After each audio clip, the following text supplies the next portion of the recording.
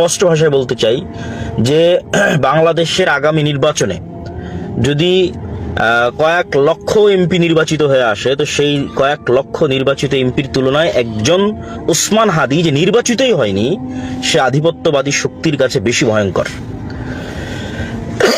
কেননা যারা নির্বাচিত হয়ে আসতেছে এরা তো মনোনয়ন নেওয়ার জন্য, সিট ভাগাভাগির জন্য এরা তো 2 নম্বরই করবে, জুয়া চুরি করবে, টাকা পয়সার লেনদেন করবে। তো এই সমস্ত 2 নম্বরই রাস্তা যারা অবলম্বন করে তারা তো কোনোদিন নেতা হতে পারে না, এরা তো গোলাম। তো এই সমস্ত শত এমপি যদি নির্বাচিত হয়, তারা সব শত গোলাম এমপি, গোলাম প্রাইম মিনিস্টার, গোলাম মন্ত্রী। আর ওসমান হাদি নির্বাচিত না হয়ে কতটা ভয়ঙ্কর হতে পারে, মানুষ যদি সৎ থাকে, ন্যায়পরায়ণ থাকে এবং কোনো দলের প্রতি বায়াসড না হয়ে যদি মেধাকে কাজে লাগিয়ে শুধু একটি আদর্শ প্রতিষ্ঠা করার জন্য চেষ্টা করে যায়, তাহলে সেটা যে কতটা ভয়ঙ্কর হতে পারে সেটা আপনি ওসমান হাদিকে আধিপত্যবাদী শক্তি কতটা ভয়ঙ্কর মনে করেছে। তার কোনো দল নাই, তার কোনো কর্মী নাই, সে বড় কোনো দলের কোনো পদাধিকারী নয়, না বিএনপির বড় নেতা, না জামাতের বড় নেতা, না শিবিরের বড় নেতা, না এনসিপির বড় নেতা। তাহলে কেন তাকে টার্গেট করা হলো?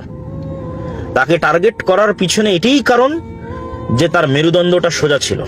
স্পষ্ট ভাষায় বলতে চাই যে বাংলাদেশের আগামী নির্বাচনে যদি কয়েক লক্ষ এমপি নির্বাচিত হয়ে আসে, তো সেই কয়েক লক্ষ নির্বাচিত এমপির তুলনায় একজন ওসমান হাদি যে নির্বাচিতই হয়নি, সে আধিপত্যবাদী শক্তির কাছে বেশি ভয়ঙ্কর।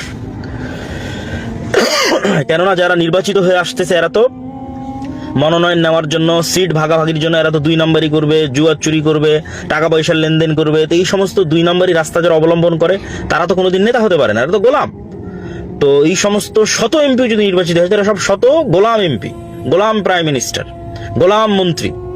আর ওসমান হাদি নির্বাচিত না হয়ে কতটা ভয়ঙ্কর হতে পারে, মানুষ যদি সৎ থাকে, ন্যায়পরায়ণ থাকে এবং কোনো দলের প্রতি বায়াসড না হয়ে যদি মেধাকে কাজে লাগিয়ে শুধু একটি আদর্শ প্রতিষ্ঠা করার জন্য চেষ্টা করে যায়, তাহলে সেটা যে কতটা ভয়ঙ্কর হতে পারে সেটা আপনি ওসমান হাদিকে আধিপত্যবাদী শক্তি কতটা ভয়ঙ্কর মনে করেছে। তার কোনো দল নাই, তার কোনো কর্মী নাই, সে বড় কোনো দলের কোনো পদাধিকারী নয়, না বিএনপির বড় নেতা, না জামাতের বড় নেতা, না শিবিরের বড় নেতা, না এনসিপির বড় নেতা।